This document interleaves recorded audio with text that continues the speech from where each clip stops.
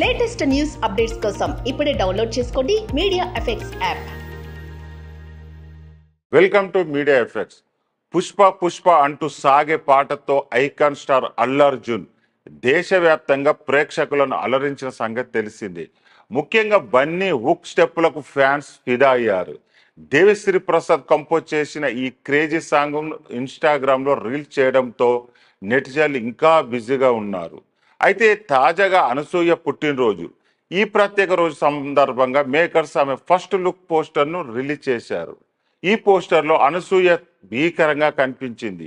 అనసూయ పోజును చూస్తుంటే ఆమె ఎవరినో ఆజ్ఞాపిస్తున్నట్టుగా ఉంది.